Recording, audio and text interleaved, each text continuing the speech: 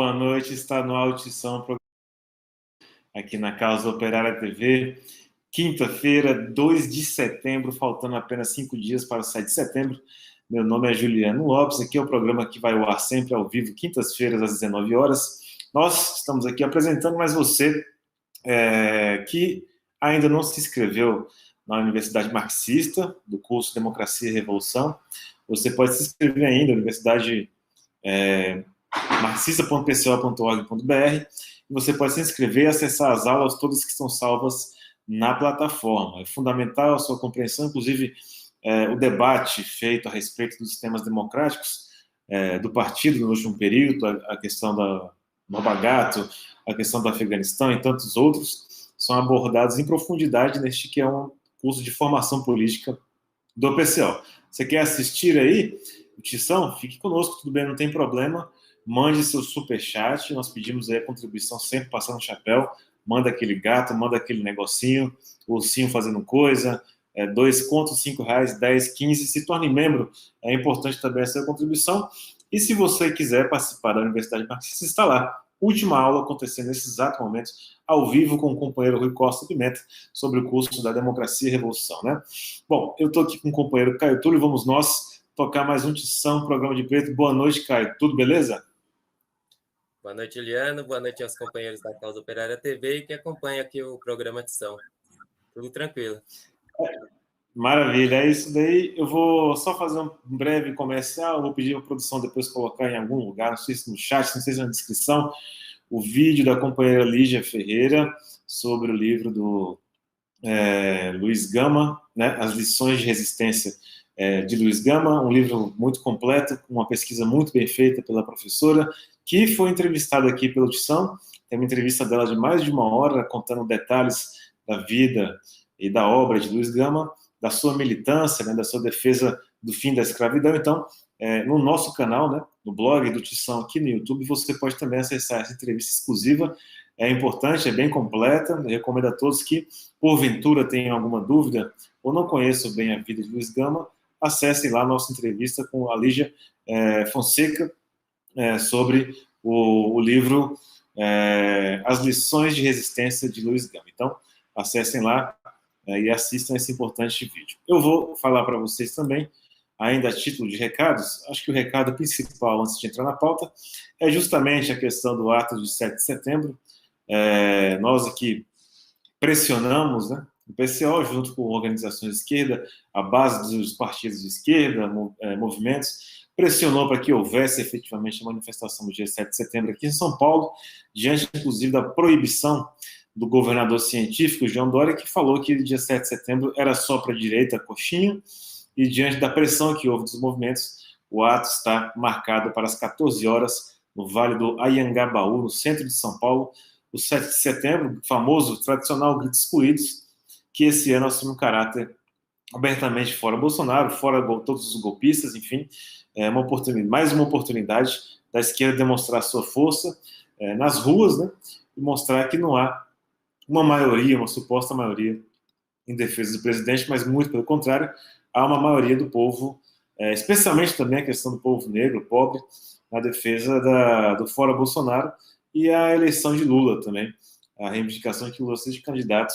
aí nas eleições, né? Então, há essa mobilização no dia de 7 de setembro, o Coletivo de Negros estará presente com as suas faixas, suas bandeiras, as suas reivindicações, né? Como especialmente a questão do fim da polícia, o fim das polícias de conjunto.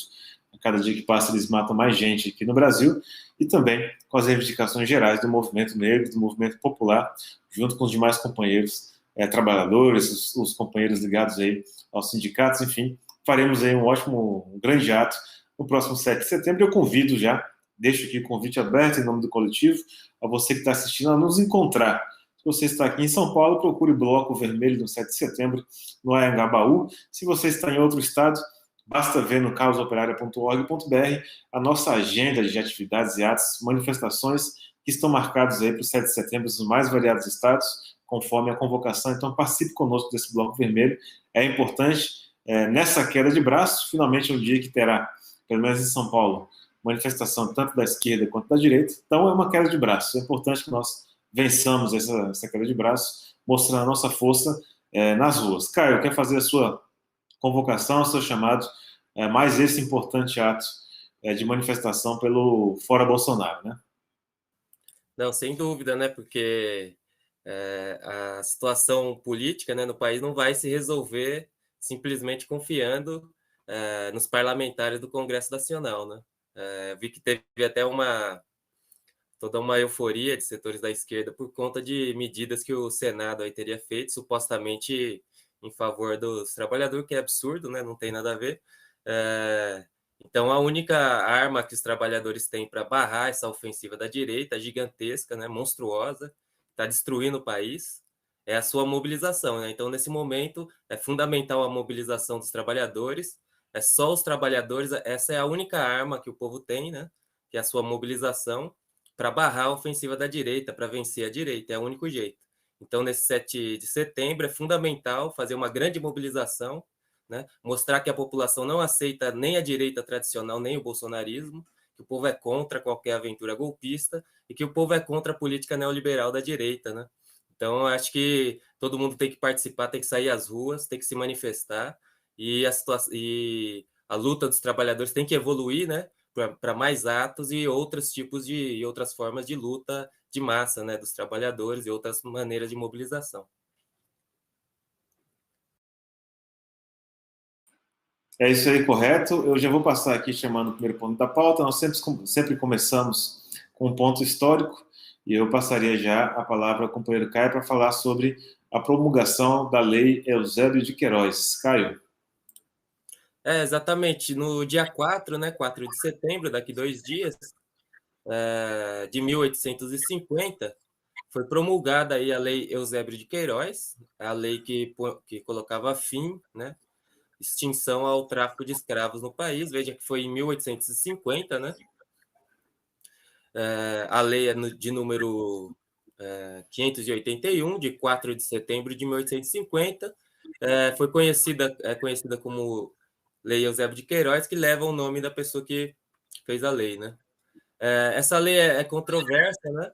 Porque as pessoas atribuem muito a uma mera pressão da Inglaterra, que seria a Inglaterra teria pressionado e, portanto, o Brasil adotou a lei do Eusébio de Queiroz, mas não é fato, né? Porque, na verdade, a Inglaterra já havia pressionado antes e já existia uma lei no Brasil, que foi desde 1826. Em 1827, ela teria que ter, foi assinada para valer 3 anos depois, ou seja, 1830, que colocaria fim ao tráfico de escravos, mas foi demorada, e só em 1832 essa lei passou a valer, né, considerando todas as pessoas, todos os africanos que entrassem no país após 1832 sairiam livres, mas essa lei ela só existiu no papel, né? Ela não existiu de fato, mostrando que a mera pressão inglesa não foi o fator, né? Senão teria proibido antes, que a Inglaterra pressionava também. Mas não, ela virou, aí daí que vem, né, a famosa frase, né, uma lei para inglês ver, que é essa lei de 1832, que inclusive o Luiz Gama utilizava para soltar os escravos, né, que ele defendia. Que ele falava, não, ele entrou depois de 1832, ele está livre, né? E os juízes não podiam fazer nada porque, de fato, tinha essa lei, embora não fosse uma lei que não fosse levada a sério, vamos dizer assim, não colou, né? Como se diz no linguajar de hoje. Mas aí, o que levou, né, essa lei de 1850 também, principalmente, foi a pressão interna, né, no país, que havia já um, um início, né, de mobilização, de campanha abolicionista, que colocou, que pressionou, né, para que o parlamento na época, que era um reinado, mas tinha um parlamento na época, votasse a lei de 1850, colocando fim de fato à escravidão, né? Então ela respondia mais à crise interna da população escrava que fugia, do abolicionismo que começava e tudo mais, do que simplesmente atendia aos interesses da Inglaterra, né? Então é uma lei importante, mostrando que os escravocratas estavam recuando, o regime escravocrata, né, estava recuando, estava morrendo, vamos dizer assim, embora vai demorar mais um pouquinho ainda para morrer, mas já começava os sinais de debilidade, né? Então, em 1850, eles já acabaram com o tráfico de escravos legalmente, aí de fato a lei passou a funcionar, e o contrabando continuou, lógico, né? Porque os escravocratas não aceitavam, muitos deles, mas a lei mas aí de fato houve a extinção da escravidão no Brasil em 1850, né? A gente vê que é bem tardio, né? É quase no século XX. Exato, é isso daí, bem tarde mesmo. Nós vamos tratar ainda hoje do ponto de cultura, da abolição da escravatura do próprio Haiti, que ocorre em tempos anteriores, né? O Brasil demora aí a realizar o seu processo de abolição, como resultado também de muita luta do povo negro. Bom, eu falando em luta do povo negro, eu queria trazer aqui rapidamente uma notícia a respeito do mestre Virgílio, um capoeirista da linha, né? Capoeirista da linha de Angola, aquela capoeira mais dançada, para quem está fazendo ou já fez capoeira, conhece um pouco, sabe que é uma capoeira mais tradicional, né? Tem até a quem diga que é a principal capoeira, mas depois veio a capoeira contemporânea, inclusive, que nós temos, que a gente tem praticado. Mestre Virgílio recebeu aí nessa semana, ou irá receber, recebeu o título de doutor honoris causa pela Universidade Federal de Santa Cruz, da Bahia, Universidade Estadual, né? Santa Cruz da Bahia. Ele ficou famoso pelo seu desenvolvimento da capoeira, a começar de Ilhéus, mas ele é um dos mais antigos mestres da capoeira de Angola e é muito reconhecido pela comunidade dos capoeiristas, né? Ele recebe esse título em homenagem a toda a sua trajetória. Ele teve participação na criação de outros grupos, na participação e desenvolvimento de outros grupos de capoeira que estão ligados à capoeira da Angola.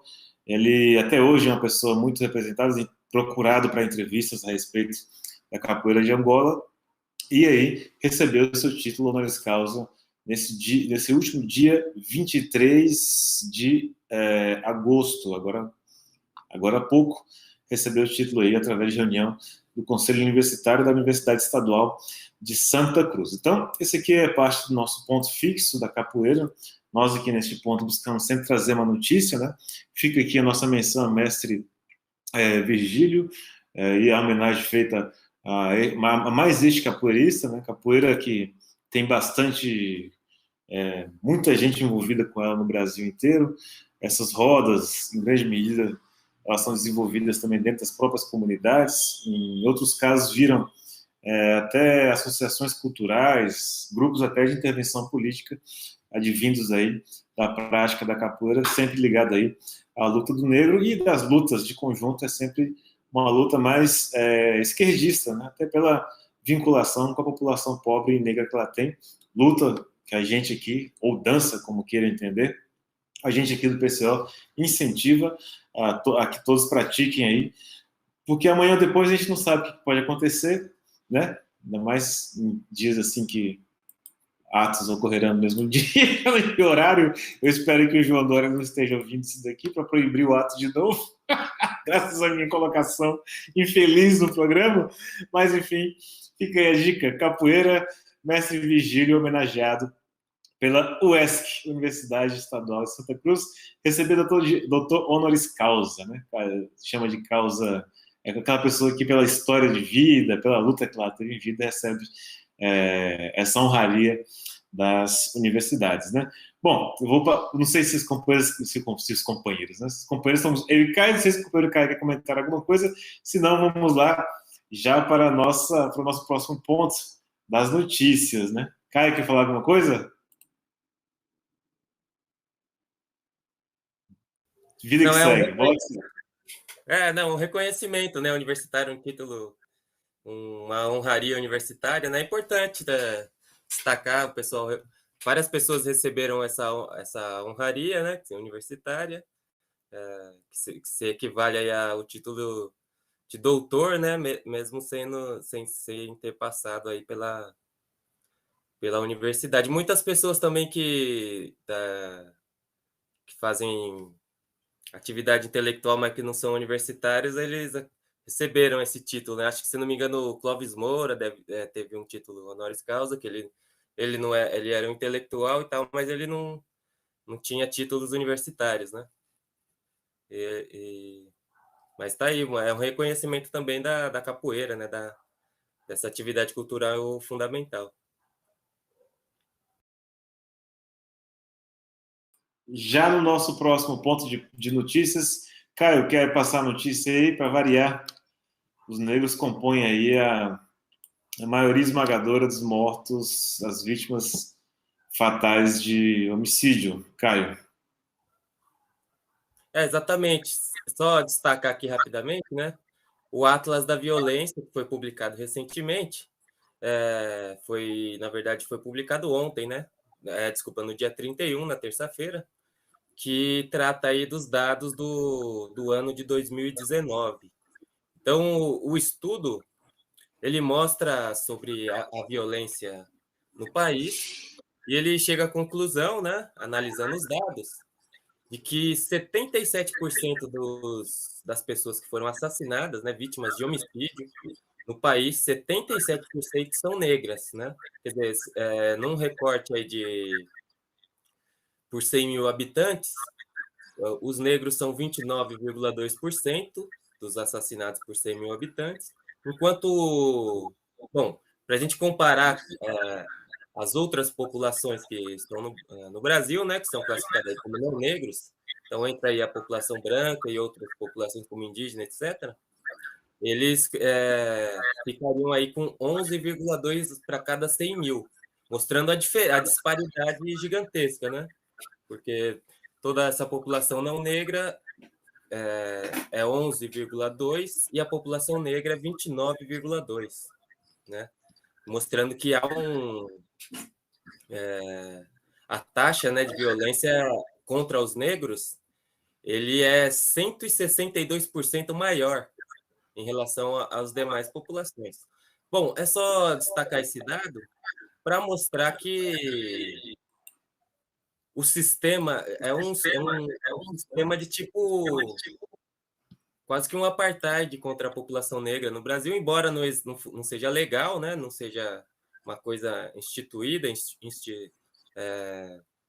na legislação, mas evidentemente, dá para perceber que há uma perseguição contra a população negra, né? Uma parte significativa dessas mortes vem do aparato repressivo do Estado, de maneira reconhecida ou não reconhecida, né?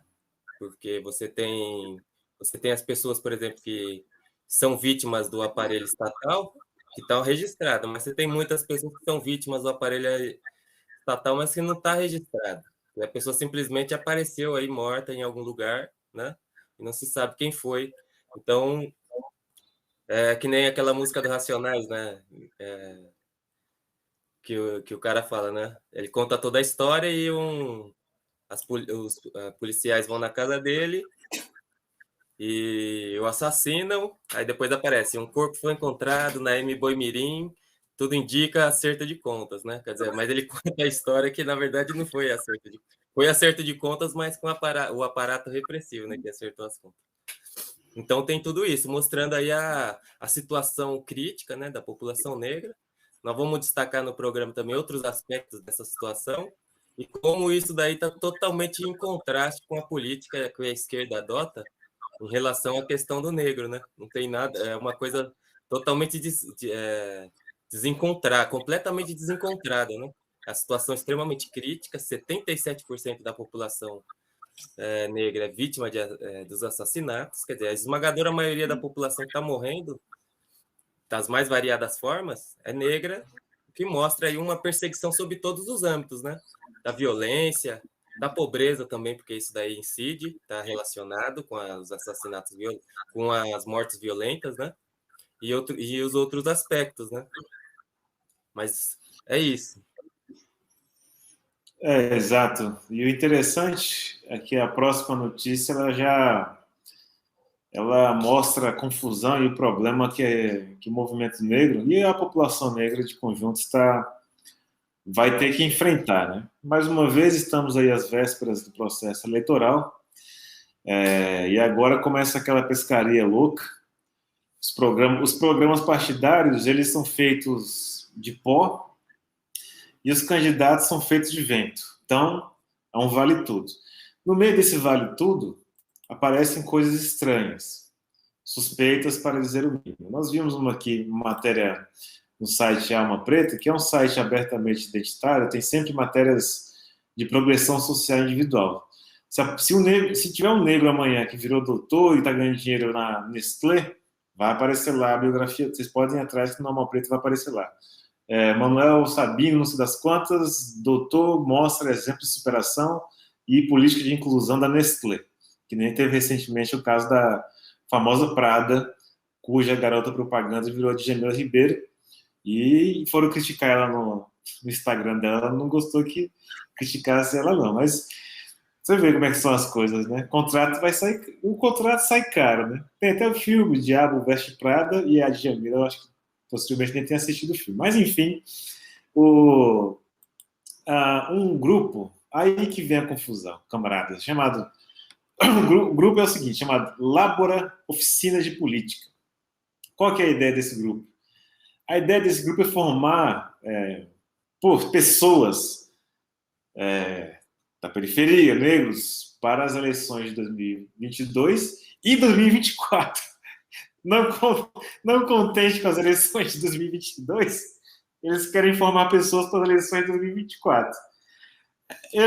Depois dessa notícia que o Caio deu aí, você fica até meio deprimido, porque se nós somos 77% da população trucidada aí pela violência, e não é que está morrendo assim simples, é violência, é homicídio. Tiro, faca, sei lá, cacetete, sei lá o que pode estar acontecendo. E agora tem um grupo que fala que vai formar as pessoas para se organizar, para participar dos pleitos eleitorais de 2022 e 2024. Guardem bem os nomes, porque em breve nós teremos matérias de denúncia com relação a isso daqui, ou vocês verão mais para frente, chamado Lábora Oficina de Política. Fui eu, né, porque aqui tem a matéria da Alma Preta, falei, não, vou me inscrever, né, vai que eu sou uma pessoa para ser formada em política que eu não estou sabendo. Aí aparece assim, uma chamada. A Lábora chegou. A Lábora é uma oficina de política para pessoas que sonham com uma sociedade mais justa e com uma política mais plural. Somos um movimento autônomo, independente, sem vinculação com partidos, mandatos ou governos. Isso aqui, pela experiência que a gente já teve, é estranho que o pessoal insiste nisso daqui, mas não passamos de 2013 para cá nas mãos de uma cambada de gente autônoma, suprapartidária e fascista, que é o que aconteceu de lá para cá, desde então, com esse papo suprapartidário, que vai resultar, inclusive, em boa parte da composição das manifestações do 7 de setembro. Tem muita gente lá que é superpartidária, autônoma, etc, etc. Mas, enfim, da direita, no caso, né? Mas, enfim, eles continuam. Nascemos da urgência de se confrontar a polarização. O fascismo, aí eles falam que aí eles têm que explicar, lógico, o fascismo em toda forma de política de exclusão e de morte impostas como projeto no Brasil atual. Se você é ativista ou liderança e deseja participar da primeira edição da Lábora Oficina de Política, preencha o nosso formulário, eu estou aqui no formulário, né? Que em breve entraremos em contato. É um edital, né? Obviamente, eu não vi os detalhes do edital, mas certamente deve ter apoio financeiro, porque nada de graça, e esse pessoal não se mexe se eu não tiver dinheiro. A gente já viu isso daí com a Coalizão Negra por Direitos, Djamila Ribeiro também foi lá, a Prada falou assim, você não quer fazer um comercial, o TSE, vamos na Prada, vamos no TSE, o Barroso foi lá e falou, olha só, você não quer fazer um comercial aí? Não sei, ia ficar legal você na capa do site do TSE. E agora nós temos aqui a Lábora Oficina de Política, apresentando, sabe lá Deus que política, porque o que está escrito aqui serve para tudo quanto é lado, serve para o que você quiser usar. O fato de ser suprapartidário, e isso é um câncer dentro do movimento negro, precisa ser denunciado, atacado, porque não dá mais. Ou você tem que se declarar, tudo bem, ninguém é obrigado a estar dentro de partido de esquerda nenhum, mas se declarado dentro do setor de esquerda. Dentro do setor de esquerda que envolve os partidos, sindicatos, a Central Única dos Trabalhadores, os movimentos populares, etc. Então, não é esse negócio super classe média de estou por cima de todo mundo, tenho aqui a saída, e a saída é conseguir um lugar ao sol para 2 ciclanos aí. 2 ciclanos, 3 talvez, né? Porque a eleição é o seguinte, uma coisa que não é, que eles não explicaram, né? O negro, para ser eleito, o negro já tem esse problema aí que o Caio comentou na notícia anterior. Mas, para ele ser eleito, ou seja, ultrapassar as barreiras financeiras e políticas impostas no sistema eleitoral, barreiras que levaram, inclusive, à deposição do PT, que é um partido gigantesco do poder federal, o negro, para ser eleito, é um suor muito louco, muito grande, e aí eles apresentam essa proposta individual das lideranças das comunidades, cada um no seu esqueminha, né? Na sua favela, no seu bairro, para poder ir pescando ali as lideranças e ir corrompendo todo um setor que poderia ser, né, um setor que poderia ser progressista, a pessoa vai se desenvolvendo na política, porque é natural que isso aconteça nos bairros, em qualquer lugar, e chega essas organizações e pescam esse pessoal e corrompem. Isso daí é corrupção aberta e descarada. Separa um cara para ser candidato, porque assim, se é para formação política, para as eleições, supõe que a pessoa precisa de um partido para as eleições, né? Eu não sei como é que vai ser feito isso daí, mas enfim, pelo que entendi, pode ser qualquer um. O importante é que você seja negro e que seja contra as coisas tal como elas estão. E é isso. Bola para frente. Não precisa de Lula candidato, fora Bolsonaro, que também não precisa. O importante é ir lá no YouTube do ano que vem, apertar aquela urna maravilhosa, santificada, que está acima do bem e do mal e da fraude, né? E esperar que, por algum motivo muito, sei lá, milagroso, o negro consiga reverter nas urnas a sua participação dentro do sistema político. Coisa que vai chão, hein? Caio.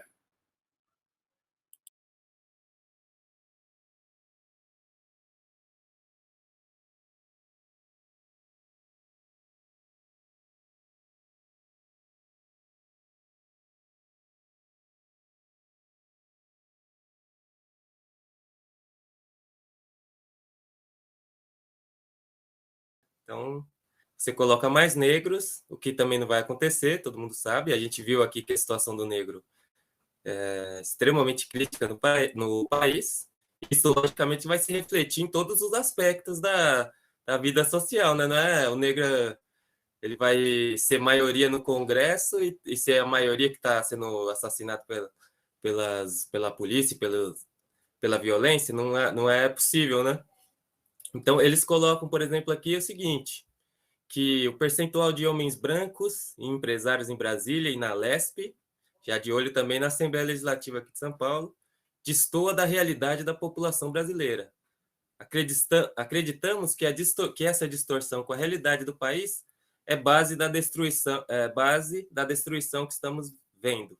Quer dizer, o problema é que o pessoal é muito branco, que está aí na política, né? Se você enegrecer, né, como eles falam muitas vezes, você resolveria o problema. Mas, bom, a gente viu aqui, tem um Holiday lá. Ele é um dos mais destrutivos, né, que tem lá. Eu acho que não vai dar certo. Você teria que, primeiro, você teria que ter um programa, você teria que ter uma caracterização, né, de como a situação do negro evoluiu e como que é possível resolvê-la, né? Teria que ter um programa de luta e não simplesmente vender para a população. Você vai fazer um curso de formação, vai eleger negros, né? E que isso daí vai mudar o mundo ou vai mudar o Brasil, porque não vai acontecer. Nem vai eleger, porque a estrutura política brasileira não foi feita para eleger a população pobre, né, negra. É como o Juliano falou, isso aí vai servir para elevar, para levantar um indivíduo ou 2 indivíduos aí que vão se beneficiar, se tanto, se eles tiverem sucesso nessa empreitada, né? Ou para lançar alguém aí como uma liderança artificial, né? Como a gente viu aí o Douglas Belchior, né? Que foi lançado aí como uma liderança artificial, ninguém conhece, ninguém sabe quem é, o que fez, o que não fez, mas ele aparece como uma liderança do movimento negro, né? Impulsionar, inclusive a própria burguesia impulsiona esse tipo de coisa, né? A gente já viu. A gente viu que não é só no movimento negro que tem esse tipo de coisa, né? A gente viu, por exemplo, o Boulos, né? Ele foi impulsionado aí como grande liderança nacional do Brasil, quando não correspondia, né? E até hoje não corresponde, né? Vê que a própria votação dele não corresponde a essa imagem de liderança nacional aí, que a burguesia procurou colar nele, né? Então, eu acho que é um engodo, né, esse tipo de iniciativa, né? A população negra tem que se vincular a um partido que realmente defenda as suas demandas, né? Se juntar com outros setores oprimidos da população para lutar contra o sistema estabelecido, né? Lutar pelos seus direitos democráticos contra o sistema estabelecido, e não se iludir que você vai eleger um número de pessoas e que isso daí vai fazer uma grande diferença. Vai fazer na vida das pessoas que forem eleitas e na vida das pessoas próximas, né? Mas da população negra não vai fazer diferença nenhuma. Então, a ilusão do sistema eleitoral não colocar na cabeça da população negra uma ilusão com o sistema eleitoral não é uma coisa boa, né? Pelo contrário, é uma coisa muito negativa. Exatamente. E é um esquema muito. Já aconteceu, né, em anos anteriores, eles começam com esse negócio de candidaturas negras, aí aparecem essas organizações do aquém e do além, com nomes engraçados, né? Lábora, não sei das quantas, para poder formar em política, né? As lideranças que estão aparecendo aí nas comunidades, né? É um esquema muito podre, né? Muito podre de corrupção do movimento negro, de uma camada muito fina, uma camada estreitíssima aí da classe média do movimento negro, que a gente vem denunciando aqui, essa classe média carreirista, de alpinismo social, tudo é uma questão de conseguir seus próprios benefícios, como o Caio falou, né? E essa medida via parlamento, né? Chama a atenção que a gente vem debateu agora há pouco, não faz muito tempo, a questão da abolição da escravatura, né? A luta que foi isso daí, a luta que é atualmente do negro por seus direitos democráticos, e surgem essas organizações ultra-oportunistas vendendo essa ideia fajuta das eleições de 2022, e me chamou a atenção até que eles foram mais longe, foram para 2024, quando que a situação política tal como está colocada é assim, entendeu? Amanhã ou depois pode não ter eleição também. E como é que vai ficar o grande projeto Lábora, Oficina de Política? Quer dizer, a falta de um programa, eu concordo com o Caio, de fato, não é uma... Inclusive, a falta de um programa político, né, de luta, de organização do povo negro, é uma tônica dessas organizações. Eu acho que deveria ficar como recomendação para todo mundo que ouvir sempre essas frases de efeito, né, suprapartidário, eu sou pé no barro, eu venho lá da periferia do bairro que foi demolido, etc. Então, tudo bem. Mas qual que é o programa político de luta que você propõe? Que precisa de um programa. Não adianta frases de efeito. Frase de efeito é bom no futebol. Mas aqui não. Essa política de demagogia escancarada, que a eleição com isso daqui é uma demagogia escancarada. Só serve para confundir ainda mais a população negra. Bom, eu vi de relance aqui a próxima notícia, cara. Parece... Porque, assim, né, a pandemia de Covid, ela causou um desastre aqui no Brasil de quase...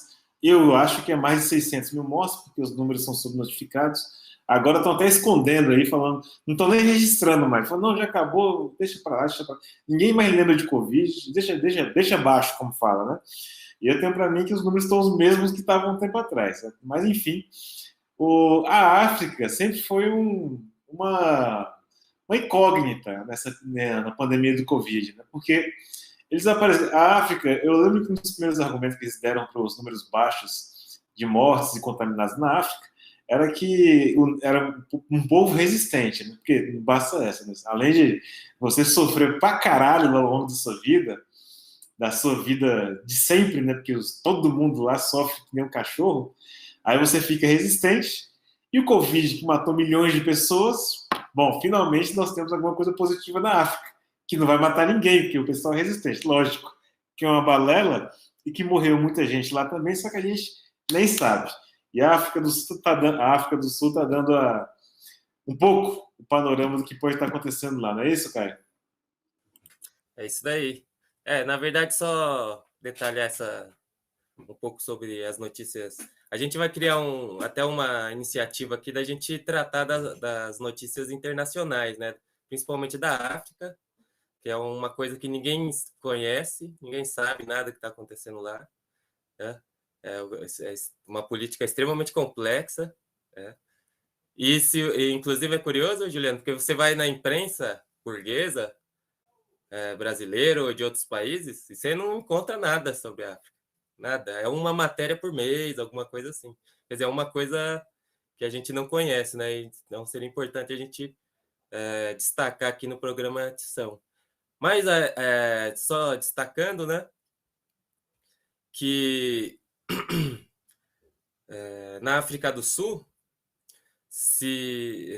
vem se espalhando, né, uma nova variante do vírus, né? Ela está tomando as províncias da África do Sul. Essa variante é conhecida como C.1.2, né? Supostamente ela seria mais infecciosa, mas os especialistas aí ainda estão avaliando qual que é a situação dessa nova variante. Ela já também chegou na Inglaterra, na China, na República Democrática do Congo, nas Maurícias e na Nova Zelândia, Suíça e também em Portugal, né? Bom, para dar um quadro também sobre a situação da pandemia na África, a África ela já teve mais de 7 milhões de infectados, pelo menos é os dados, né, que a gente tem no momento, e está chegando próximo aos 200 mil mortos, né, de Covid-19 desde o início da pandemia. Nas últimas 24 horas, foram mortos aí mais de 900 pessoas por Covid-19 em toda a África. Mostrando, inclusive, algumas pessoas poderiam achar que os números não são tão altos, né? Não, é que o Brasil é que é extraordinariamente alto, né? Você veja que a África tem 1,2 bilhões de pessoas, né? E os números da África são menores do que do Brasil, que tem, sei lá, pouco mais de 200 milhões de pessoas, né? Outro dado também importante é que a África vacinou apenas, até o momento, 3% da sua população.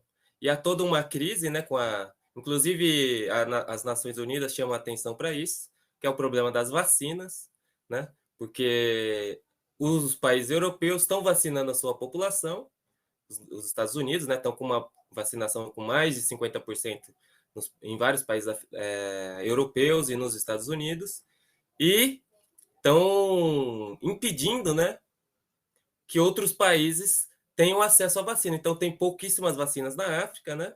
São poucas vacinas que chegam, né? A ONU tinha feito um apelo aí para que mais vacina, inclusive chamou a quebra de maneira meio demagógica, né? Mas chamou a quebra da patente para que os países africanos e outros países por exemplo, do Oriente Médio possam produzir a vacina, uma vez que há uma escassez de vacina, justamente porque os países europeus controlam as vacinas, inclusive estão pretendendo dar uma terceira dose na sua própria população, o que vai demorar mais ainda para que as vacinas cheguem, né? Se continuar assim, em outros países, como nos países africanos.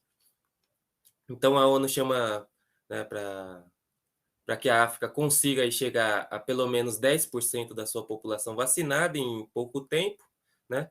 E há vários países, pelo menos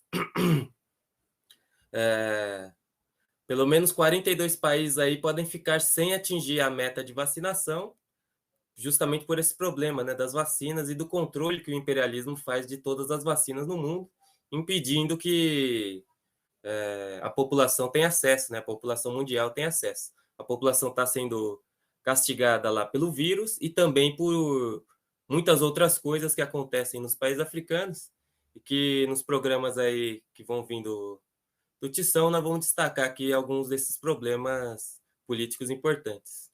Só um comentário último do problema anterior que nós estávamos discutindo é o seguinte, que o pessoal, logicamente que num Estado democrático, minimamente democrático, que não é o caso brasileiro, né? Não é.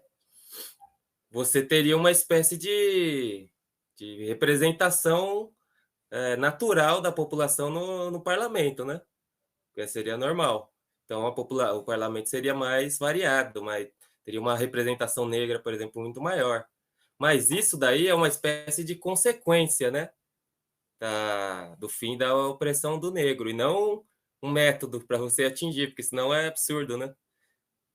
Quer dizer, quando o negro deixar de ser oprimido no país, se fosse possível isso no capitalismo, aí sim, no regime democrático, o negro estaria representado nas instituições. Mas se isso não acontecer, ele não vai estar representado nas instituições. E se você defende isso como um método sem eliminar a opressão do negro, você está defendendo uma coisa que é uma utopia, que não vai acontecer, né? Tá fora de cogitação, né? É como se você pegar uma população que sei lá, oprimida legalmente dentro de um estado aí qualquer, como o negro nos Estados Unidos no início do século XX, falar que ele tem que ocupar os espaços no Congresso Nacional quando tem lei, havia naquela época, né, leis contra a população entrar até em um supermercado, né? No Brasil não tem as leis, mas a prática é parecida, né?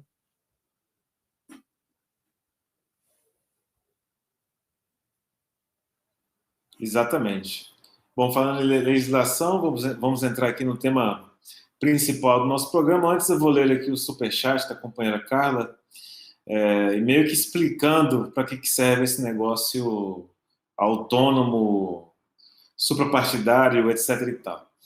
Ela escreve o seguinte: eu agradeço a contribuição, a companheira que é do Coletivo de Negros, diz o seguinte: denúncia, bandeira do PCO, Partido da Causa Operária, pode ser proibida em atos da esquerda no Reino Unido, alegando que o PCO bate em mulher preta.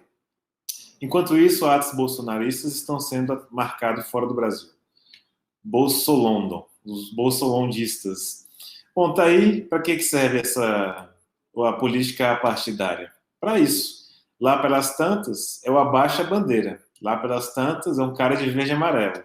Lá pelas tantas, é um fascistão, grandão, carecão, igual fizeram na sede do PDT no Rio Grande do Sul, pichando lá comando de caça aos comunistas, entendeu? Então, para isso que serve. E é estranho, o movimento. É para isso que serve o identitarismo também, né? Que dá uma cobertura, um verniz assim, meio radical, né? É um movimento negro e tal. Não, nós aqui somos acima de partido. Aí, na hora H, querem proibir a bandeira do PCO. Bom, uma política tradicional nossa, e aí o recado já foi dado em várias oportunidades, é que o PCO não abaixa a bandeira, né? E vale para todas as manifestações, e atos também. Pode ser na esquerda, pode ser na rua, pode ser em qualquer lugar. Isso aqui é como diria o companheiro Antônio Carlos naquele vídeo, nem a ditadura baixou a nossa bandeira. Então não vai ser, né, como se diz, projetos de ditadores aí, da esquerda, que vão abaixar a bandeira do PCO, até porque nem condições físicas eles possuem para esse tipo de coisa, é só histeria. E com relação à intriga e calúnia de que o PCO agrediu mulheres pretas, não sei o quê, se eu me lembro do que aconteceu, agrediram alguns militantes do PCO, agrediram lá o pessoal do PSDB na Avenida Paulista. Eu falo por mim, posição particular minha, que não tem ligação com ninguém do PCO nem nada. Eu lembro também que só homem tinha apanhado lá, mas enfim, se tem gente com PSDB que queria se infiltrar na manifestação da esquerda, é um preço a pagar, né? Eu sou flamenguista. Eu posso ir com a camisa do Flamengo no meio da torcida do Vasco, mas aí eu assumo certo risco. Assumo certo risco. Não assumo muito risco, um certo. Pode ter um corintiano para ir no meio da torcida Mancha Verde do Palmeiras. Também, pode ser que aconteça alguma coisa, assim, não sei. É uma possibilidade, mas enfim, é a esquerda, né? E a esquerda, ela quer nos convencer que não. Nossa, deixe o pessoal do PSDB. O mesmo PSDB, e aí, nesse caso aqui, o PSDB se confunde com a coalizão negra por direita, se confunde com todo esse esquema identitário, o mesmo PSDB que quer, né, impedir o ato, uma manifestação pública de 7 de setembro. Vejam vocês como o mundo dá a volta, né? Feita a denúncia aí do que está acontecendo em Londres, né? Imagina, se a moda pega, não tem como, né? Baixa a bandeira, sem condições. Com o PCO não tem condições. Se quiser fazer com o resto da esquerda aí, que aceita essa patifaria identitária, autônoma, fascista, vai lá. Mas o PCO não vira, não. Próxima notícia é a seguinte. Então, é a polêmica do dia, a questão do sistema prisional. Vira e mexe acontecem essas coisas. E que eu já vi, um caos, Caio, em um processo que eu cheguei a acompanhar em Brasília, o defensor público, ele era um caso desse. O sistema penitenciário era um negócio imundo, é a Papuda, que inclusive, onde ficou o Rodrigo Pilha, que foi entrevistado aqui no Tição. A Papuda é um negócio imundo, assim, como qualquer penitenciária brasileira. Aí o defensor, em vez de ele argumentar em sede de recurso, argumentos de direito, né, de leis, etc. e tal, ele anexou coisas de 900, 800 fotos do local onde estava preso o cliente dele. Né? Defensor público, cliente nem é cliente, na verdade é o assistido dele. Né? E ele pegou isso daí e fez uma projeção de PowerPoint dentro do tribunal. Dentro do tribunal, o cara foi projetando as imagens. Aquelas imagens assim, de fezes, debaixo do chuveiro, rato, mofo, esgoto, gente doente, que sabe lá Deus com que doença, junto com outros companheiros de cela, comida estragada, aquele inferno que são essas cadeias brasileiras. Aí, engraçado, o pior de tudo é que o juiz, houve uma comoção, né? Todo mundo ficou assim, nossa, puta, é assim que a gente está. É assim que é o sistema penal brasileiro, e vários estudantes de direito, né, gente que nunca tinha ido na cadeia, viu e falou, meu Deus do céu, isso aqui é muito macabro. E outros que não se chocaram tanto. Mas, de qualquer maneira, o juiz olhou assim com aquela cara de... Bom, não vejo nenhum argumento para que seja abonada a pena do réu. E manteve o réu na mesma pena que ele estava antes, não mudou nada, o cara é totalmente insensível. Esse caso aqui, alguns juízes, pelo que entendi, consideraram aí as prisões brasileiras como um sistema penitenciário ilícito. É um ilícito, inclusive, da decisão de que genérica, né? De que cada dia cumprido na cadeia, que conte como 2. Se você ficou 15 dias preso, que isso conte como 30 dias preso, em razão da degradação do sistema prisional. Eu já vi gente ser solta com base na degradação do sistema prisional. Já teve vários casos assim, né? Que a situação é tão ruim que não é impossível a manutenção da vida humana dentro do sistema penal. Ao mesmo tempo, é interessante que essa questão do sistema prisional ela se choca com duas políticas, tanto da esquerda quanto da direita. Né? A direita é a política tradicional do bandido bom, bandido morto, reforço das penas e dos crimes, aumento, né? Reforço policial, todo mundo tem que ir para a cadeia, tem que prender todo mundo, as favelas têm que ser cercadas com grades e prender todo mundo que está lá dentro, etc. e tal. E a esquerda que tem uma política muito confusa com relação ao sistema penal, e a gente vai polemizar um pouco hoje com os identitários que foram atrás de Pero Vaz de Caminha, Borba Gato e outros, mas com relação à cadeia pública, é difícil alguém lá fazer alguma coisa. O pessoal passa e olha e deve achar que está certo mesmo. Que, não, aí aqui é diferente, o pessoal tem que ficar preso mesmo. Tá? Não sei bem o que eles fizeram, né? Aí não sei, tem que investigar, né? Todo mundo tem seu processo. Não sei. Me parece que há uma pequena divergência de monumentos, né? O monumento cadeia pública, que é grande, inclusive, dá para você fazer várias coisas, né? Quebrar bastante coisa, tocar fogo no muro do lado de fora, fazer protesto, manifestação. Dá para fazer um monte de coisa com o monumento que nem a cadeia. E Pero Vaz de Caminha, né? Que estava lá parado, em pé, né? Já morto, porque na verdade, não sei se eles acharam até que estava vivo, porque a exposição é meio esquisito, mas tá morto lá. E aqui em São Paulo, Borba Gato, que está lá até agora também. Eu estive lá, até passei perto esses dias, tal como estava antes, mas parece que não é bem. A política dos monumentos aí não serve bem. Vamos lá, Caio, vamos abrir o debate aí do sistema. O juiz, hein? O juiz está achando que o sistema não dá para ninguém ficar lá dentro. Será que é bom? Então, isso aí mostra o cinismo da justiça, né? São cínicos, né? Porque é o seguinte, a Corte Interamericana de Direitos Humanos, ela decidiu em 2018 que, ao cinismo da Corte de Direitos Humanos, né? Que deverá contar em dobro, como o Juliano falou, cada dia de punição de pessoas colocadas sob condições desumanas, aí ele especificou, no Instituto Penal Plácido de Sá Carvalho, que faz parte do complexo Jericinó, lá em Bangu, no Rio de Janeiro. Então a Corte Interamericana decidiu isso daí. Aí alguns juízes estão fazendo o que a Corte Interamericana disse, né? Inclusive o Superior Tribunal de Justiça, um ministro, né? Ele teve uma decisão e multiplicou por 2 o tempo de um condenado que cumpriu pena lá, né? Quer dizer, como o Juliano falou aí, o cara passou um tempo, ele contou 2 vezes, né? Por conta que o presídio é desumano, né? Por conta que ele sofreu tortura. Agora, tortura, presídio desumano, o Juliano que é advogado, isso daí não é ilegal? Pode o Estado aprovar uma coisa que é ilegal? Dar um jeitinho? Olha, isso aqui é ilegal, mas a gente vai dar um jeitinho aqui, porque, né?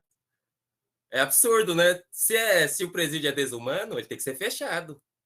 Se o sistema penitenciário é ilegal, você não pode dar um jeitinho para falar que você está a favor do preço, sei lá, o que eles estão pensando, né? Você tem que... Ou você destrói aquele presídio ou dá um jeito dele ficar humano, né? Porque é absurdo. Então, acho que o Estado... Eles são cínicos, né? Os presídios no Brasil é tudo assim também, né? Pode ser que em Bangu seja um pouco mais absurdo, né? Mas não é muito diferente da maioria dos presídios pelo país. São todos eles desumanos, todos eles ilegais, né? Inclusive do ponto de vista da legislação brasileira e da legislação internacional, né? Que o Brasil segue, porque tem uma legislação internacional. Por exemplo, no Brasil, o Brasil tem na Constituição brasileira e nos acordos que o Brasil tem que você não pode torturar as pessoas, o Estado, né? Não pode torturar ninguém, no caso, mas o Estado não pode torturar as pessoas. Mas tem tortura aí, mas e o pessoal, ao invés de acabar com a tortura, eles falam que já que o indivíduo está sendo torturado, então, se ele vai ser torturado durante 1 ano, vamos torturar ele só 6 meses. Que aí a gente fica elas por elas, né? A gente dá ao invés de acabar com a tortura, né? Então, acho que é o cinismo absurdo do Estado brasileiro. E a gente viu aqui a situação do negro no Brasil, né? O negro que está livre tá sendo morto aí na rua. E o que está preso tá sofrendo lá nas cadeias, né? Mas o pessoal crê que você vai melhorar a situação se você pôr fogo numa estátua, né? Num objeto, numa obra de arte, que não tem nada a ver com nada, né? Ao invés de... Uma vez você fez um discurso lá, Juliano, não sei se você lembra, lá num ato que teve, não lembro agora qual foi, dos negros, você falou, tem que pôr fogo não vou te denunciar agora, tem que pôr fogo aí no aparato repressivo, né? Mas eu acho que o pessoal entendeu o contrário, pensou que era nos objetos, nas estátuas, né? O pessoal entendeu o contrário. Vou botar fogo na estátua que não pode fazer nada, né? Tem esse detalhe da estátua também, ela não pode reagir. Mas, enfim. Não, de fato, eu quero agradecer aqui, dar as boas-vindas. Boas-vindas não, né? Boas-vindas à companheira Elaine Perassi, que agora é membro bronze aqui da Céu TV. Muito obrigado, companheira, por essa força. E é isso. Um dos pontos do programa do partido, do PCO, é o seguinte, simples, que é uma questão ultrademocrática. Por lei, inclusive, o Estado é obrigatório a manter condições humanas, genéricas. dentro de uma cadeia. Se o Estado é incapaz de fazer isso daí, ele precisa soltar todo mundo. Todo mundo tem que ser solto na cadeia que é insalubre. Não tem essa. Independe do crime que o cara cometeu. Independe da periculosidade do cara, independe de qualquer coisa do processo, etc. e tal. Se o Estado é incapaz de manter uma pessoa sob sua custódia com os mínimos de condições humanas para a pessoa, tem que soltar. E se é assim, todo presídio brasileiro tem que soltar a pessoa. Não existe esse presídio que mantenha algum tipo de condição humana. Mesmo esses super modernosos, eles guardam consigo toda uma série de instrumentos internos de tortura, né, de repressão interna, etc. e tal. Isso por um lado, quer dizer, uma questão democrática elementar. É preciso soltar o pessoal. Não tem essa. Ninguém aqui, a condenação, não é condenação para o cara ficar com 50 pessoas numa célula de 10 metros quadrados, comendo comida podre, sendo ameaçado de morte pelos órgãos repressivos penitenciários, inclusive agora eles estão com porte de arma, né, os agentes penitenciários, e dentre outras tantas medidas abertamente ilegais cometidas pelo Estado contra o cidadão que foi preso, de maneira alguma. Está na cadeia lá, o Estado não consegue dar água, dar comida que preste, tem que soltar o cara, solta todo mundo, tem que acabar com isso daí. Foi a capa da nossa última revista, aproveito para fazer comercial da revista anterior, pelo fim das prisões, que era justamente isso daí. Se tem um monumento a ser atacado aí, e aí fica o convite a todo esse pessoal da pirotecnia, incendiário aí do Borba Gato, vai lá atacar o CDP de Pinheiros, vai lá atacar fogo na entrada, dá umas picaretadas lá, todo dia que você passa lá, dá uma picaretadinha um pouquinho, vê se o muro cai, sei lá. Tá ali um lugar especial para você atacar, se você quer atacar a opressão do negro, né? Hoje, a opressão do negro hoje, atual. Aqui existe, aquela facilmente detectável. Ninguém fala, ninguém diz nada, mas o pessoal que está na cadeia aí está sem comunicação por causa do Covid. Tem gente que morreu, os familiares nem sabem que morreu. Gente que foi transferida familiar não sabe que foi transferido. Gente que estava solto e voltou a ser preso e familiar também não sabe que está preso. Gente que era para estar solto porque cumpriu a pena já e já era para ter sido libertado pelo Estado, não foi também porque a máquina não funciona, o pessoal fica tudo amontoado dentro da cadeia. Tem muita gente que é preso por acidente, como já aconteceu aqui, até não poder mais. Os 60% das prisões preventivas, quer dizer, aquelas provisórias que aguardam sentença de segunda instância, que é o caso do Lula, por exemplo, que deveria soltar todo mundo, não tem julgamento em última instância, solta todo mundo. Só pode ficar preso depois do trânsito legal. E eles não fazem nada disso. Então, quer dizer, se tem uma coleção de ataques abertos e frontais contra os direitos democráticos do povo, é o sistema penal, o sistema prisional brasileiro, que só piorou depois do golpe de Estado. Né? Eles falam, né, eu até vi números falando que reduziram aí o grau de... Aí a capa, essa aí é a revista nova, ó. Nova revista, aproveita, os companheiros estão aqui no chat, ó, saiu, você adquire aí As Favelas e Bairros Operários, o caminho da imprensa negra revolucionária, João Cândido, número 5, 15, tá aí nossa revista mensal do Coletivo Negro João Cândido, debatendo vários temas, e, salvo engano, tem sistema prisional aí também, mas enfim, a esquerda identitária, ela não enxerga esse problema prisional, até porque, o que acontece? A cadeia, né? A cadeia é um típico problema coletivo, são presidiários. Não dá para você ganhar um lugar ao sol com um edital de participe da política de 2022. Não dá para você fazer comercial da Prada, né? Teria que falar para a Djamila, que é meio difícil fazer comercial da Prada lá dentro da cadeia, né? Não dá para você fazer nada, você não consegue fazer absolutamente nada, isolado do mundo. E eu falo para vocês, esses processos aí, 99% deles é tudo uma fraude total. Ilegal, as provas são constituídas através de declaração dos policiais que prenderam o cidadão. Eu sou preso aqui, se não tiver prova, vale o depoimento do policial que me prendeu. Para que lado que a corda vai quebrar? Será? cara me prende ali e fala, não, esse aqui foi o que fez, né? Aí eu falo, não, não fui eu que fiz, não. Aí ele fala, não, foi você sim. Aí pronto. Aí o juiz fala, de acordo com a testemunha oficial Mendonça aqui, eu declaro culpado, blá, blá, blá, blá, blá. Não tem o menor sentido. Então, tá aí, a nossa polêmica com a esquerda identitária que se enfureceu com as estátuas e os monumentos, né? Com os bandeirantes aqui de São Paulo.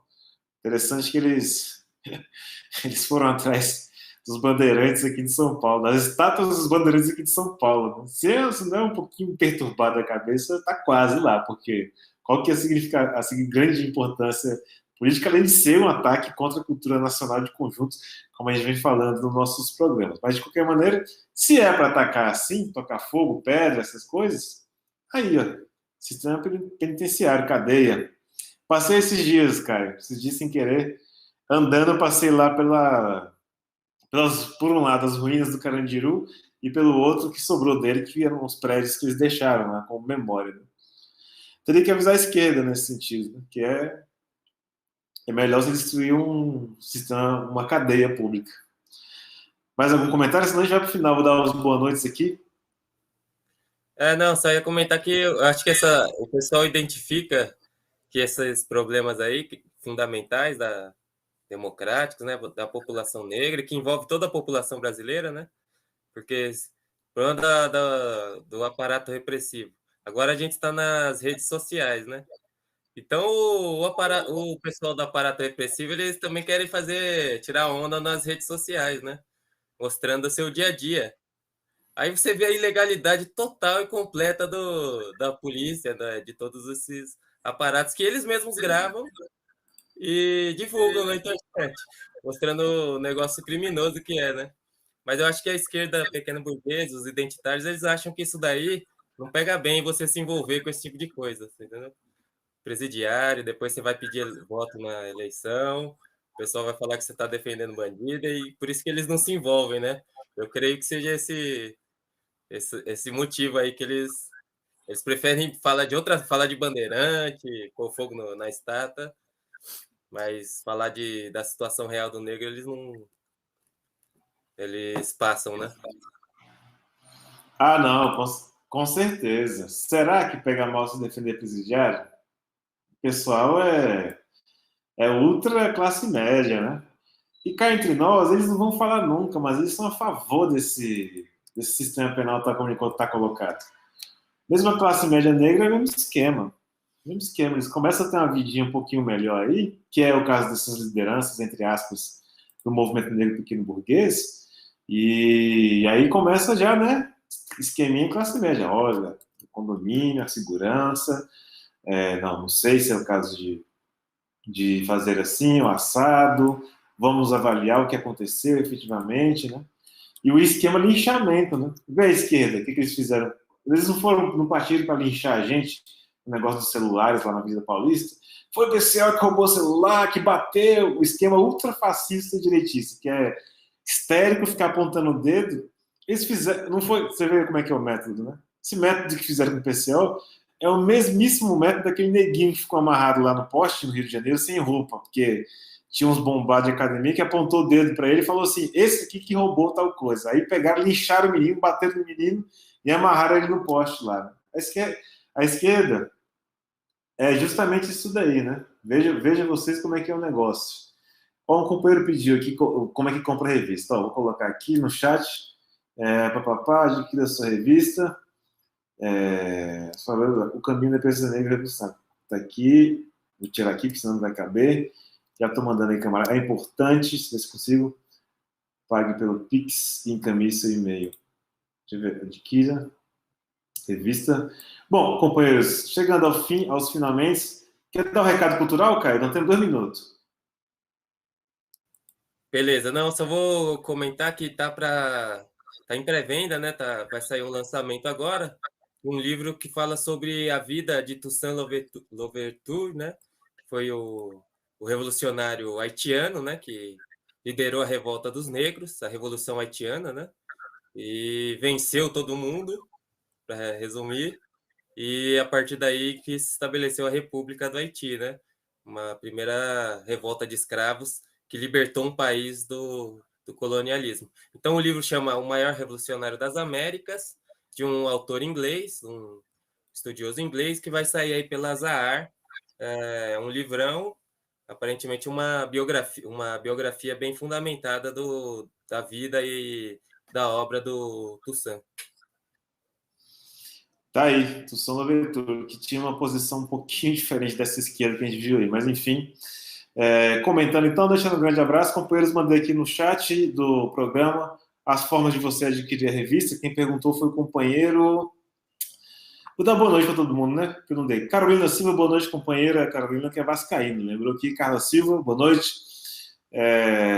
Carolina diz que os ataques contra o PCO são um ataque contra a vanguarda da esquerda no Brasil e no mundo. O identitarismo está destruindo a luta de classe da esquerda. Dom Bess, boa noite, camarada.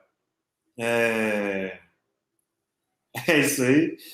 Fazer seus comentários. Angelina Dias, boa noite. Fala que tem leptospirose na cadeia e tem bastante.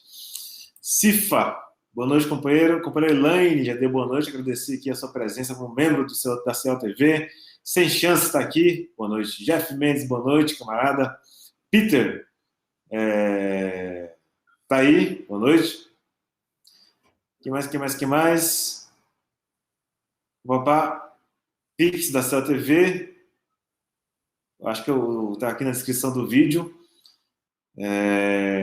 Carla Silva, boa noite. E é isso, gente. Uma ótima noite para todos. Compartilhe nosso vídeo. Você que está inscrito na Universidade Marxista, você pode sair agora e pegar a aula ao vivo que ainda está em andamento, como eu irei fazer, o companheiro Caio também. Deixa aqui uma boa noite, um ótimo finzinho de semana e bom final de semana. E nos vemos aí 7 de setembro, todos nós. Boa noite, Caio. Boa noite a todo mundo. É isso aí, produção. Arrepia aquela vinheta repetaculê.